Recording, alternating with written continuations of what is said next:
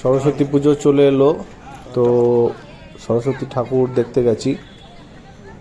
বাড়িতে পুজো হয়, সব বাড়িতেই পুজো হয় সরস্বতী। তো অনেক ঠাকুর আছে বাজারের মধ্যে। এই ঠাকুর তার মধ্যে একটা ভালো দেখে একটা নিয়ে চয়েস করে নিয়ে এসেছি বাড়িতে। এবার এর পরে কাজ হচ্ছে সন্ধ্যের দিকে দর্শকর্মার দোকানে গিয়ে সব জিনিস গুছিয়ে নিতে হয়। আর বাজারে তো সেদিন খুবই ভিড় বলাই যেতে পারে। তো দেখতে পাচ্ছ বন্ধুরা, সব লাইন দিয়ে কিনতে হচ্ছে ফুল, বেলপাতা, যা পুজোর সব সামগ্রী লাগে আর কি।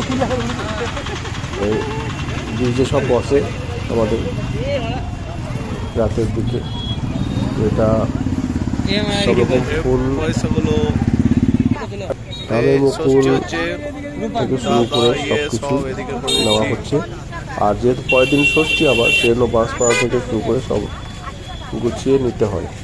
কারণ পরের দিন সকাল 6টা সাড়ে 6টার সময় ব্রাহ্মণ আসে, পুরোহিত মশাই আর কি পুজো করতে। তার জন্য সকালবেলা আর বাজার যাওয়া হয় না, ওই কারণের জন্যই আগের দিন সব বাজার করে দিতে হয়। তো সব রকম করে পুজোর দিন সকালবেলায় দেখতে পাচ্ছ মন্দিরা ফুল গাঁচ্ছে ঠাকুরের জন্য। গলায় মালাটা পরাবে। আর এই ফুলগুলো সবই আমাদের গাছের, নিজের গাছের সব ফুল। তো সেইটা গেঁথে মায়ের গলায় পরানো হবে। তার সঙ্গেও তোজবাবু উঠে গেছে, আর ব্রাহ্মণ মশাই পুজো করতে চলে এসছে। পুজো চলছে, এবার হোমের পালা। আর এদিকে সব বাদ্যযন্ত্র, তোজবাবু গান শেখে, তার আমাদের বইপত্র দেওয়া হয়েছে মায়ের চরণে। তো এবার হোম হবে, হোম আরম্ভ হয়ে গেছে। ঠাকুরমশাই হোম শুরু করেছে।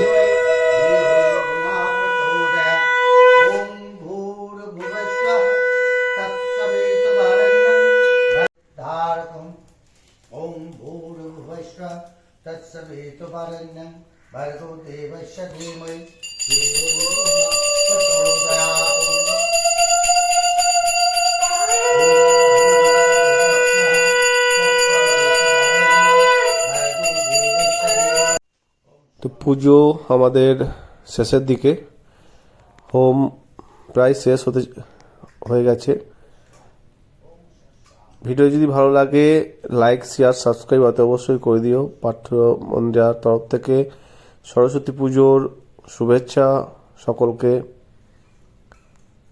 আর এই যে তোজবাবু বসে আছে, না খেয়ে অঞ্জলি দিয়েছে। তো ব্রাহ্মণ মশাই কীভাবে পুজো করলেন সেটাও দেখালাম আমি। অনেক জায়গায় একই নিয়মেই পুজো হয় আশা করি।